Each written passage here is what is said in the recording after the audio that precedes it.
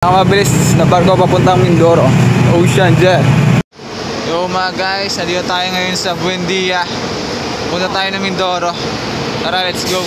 Mga nagbabalak pumunta ng Puerto Galera, Oriental Mindoro, Calapan, ito yung signboard na dapat yung sakyan. Nandito na tayo sa loob ng bus. So as of 3 AM na ngayon. So waiting lang tayo sa So medyo napaaga tayo, no? So 4 AM pa umalis yung bus kasi nag-aantay pa ng mga pasahero. So ito nga pala yung pamasahe, no? So 268 pesos. So magre-ready na kayo ng exact amount kung maaga-aga pa. As of 5:35, nandito na tayo sa Batangas Terminal. So mga isang oras kalahati rin yung binayahin natin dito. So mabilis na yon. So mga ilang minuto lang, nasa pier na tayo. Mga guys, no, dito nga pala kayo bababa papuntang Batangas Pier, no? Diyan kayo bababa sa may gilid na yan. So nandito na tayo, malapit na tayo dun sa may port. So, dito nga pala ako napaaway kasi ayaw ko ipabuhat yung bag ko. Ingat-ingat na lang. Kaya papasok na tayo dito sa may Batangas Pier. Ito yung mga bilihan.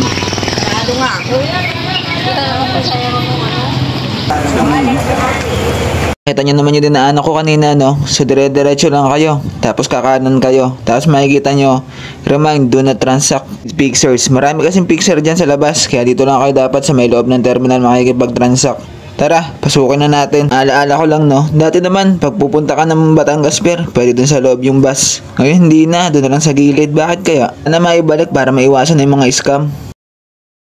Nandito na tayo sa loob ng Batangas Port. So kukuha tayo ng ticket. Puerto Galera. Magkano ba masahe dyan?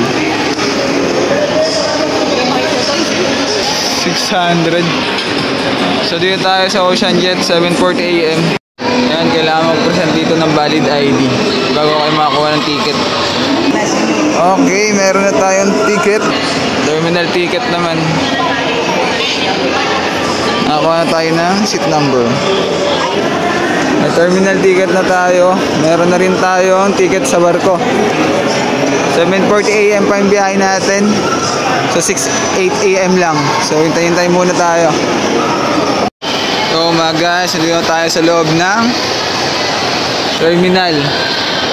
Ito na yung may mga upuan. So makikita nyo, napakalawak dito na mauupuan. Boarding na kami mga guys. Boarding day 3. Punta tayo ng Calapan. Ocean Jet tayo. Tara. Ito na ang Ocean Jet.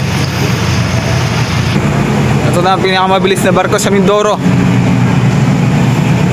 Pinakamabilis na barko papuntang Mindoro, Ocean Jet 5. 1 hour lang biyahe dito. 1 hour and 10 minutes lang yung biyahe natin mula Batangas Pier. Kaya ano pang hinihintay nyo? Pumunta na kayo sa probinsya ng Oriental Mindoro. Tara.